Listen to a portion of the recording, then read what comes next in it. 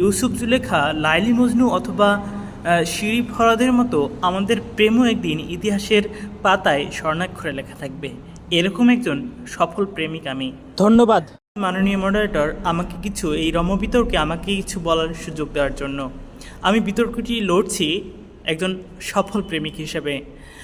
আমি এবং আমার প্রেমিকা অনেক ম্যাচিওর, এবং আজকের বিতর্কের বিষয় হচ্ছে মানিব্যাগের স্বাস্থ্যই বলে দেয় সখী তুমি কার। কথাটি আসলে আংশিক সত্য। আংশিক সত্য কীরকম দেখেন, আমি একজন ইউনিভার্সিটি পড়ুয়া স্টুডেন্ট।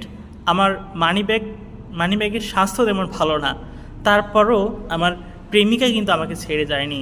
সে প্রতিনিয়ত আমাকে অনুপ্রেরণা দিয়ে, আমাকে সহযোগিতা করে, আমাকে পড়াশোনায় সহযোগিতা করে এবং এভরিথিং সব বিষয়ে সহযোগিতা করে আমাকে এগিয়ে যেতে সাহায্য করছে। আজকে যারা এখানে বিতর্ক করতে এসেছেন তাদের মধ্যে একজন হলো বেকার প্রেমিক। এতক্ষণ আমরা তার প্রেমিকা সম্পর্কে কিছু নেগেটিভ তথ্য শুনলাম।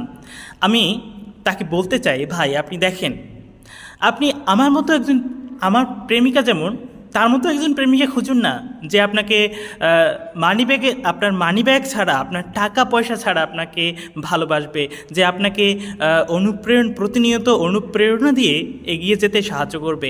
আপনি কেন যে আপনার মানিব্যাগকে ভালোবাসে, যে আপনার টাকা পয়সাকে ভালোবাসে, আপনি কেন তার পিছনে ছুটছেন? এক্ষেত্রে আমি বলবো ভুলটা তো আপনার।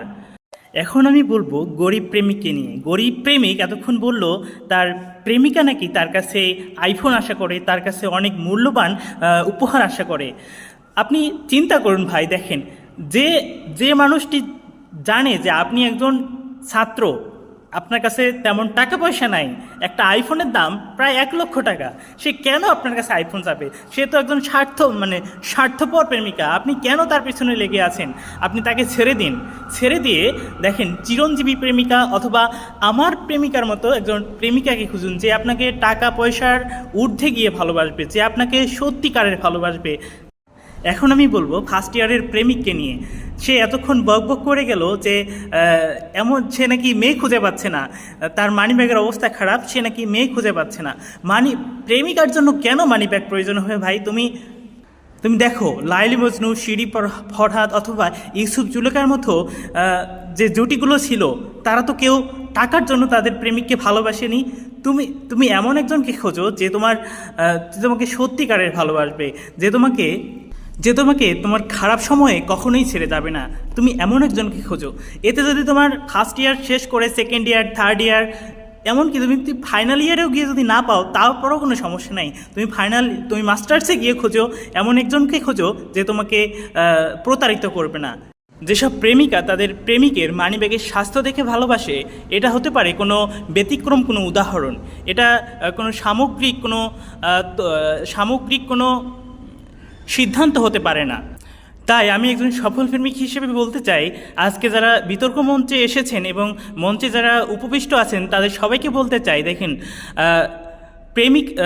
মানিব্যাগের স্বাস্থ্যই বলে না সখী তুমি কার। প্রেমের শর্ত হতে পারে প্রেমিকাকে সময় দেওয়া, তার সাথে কিছু রোমান্টিক মুহূর্ত কাটানো, তার সাথে সব বিষয়ে ভাগাভাগি করে নেওয়া ইত্যাদি। কিন্তু শুধুমাত্র মানিব্যাগের স্বাস্থ্য কখনো প্রেমিকাকে আটকে রাখার কোনো শর্ত হতে পারে না। ধন্যবাদ সবাইকে।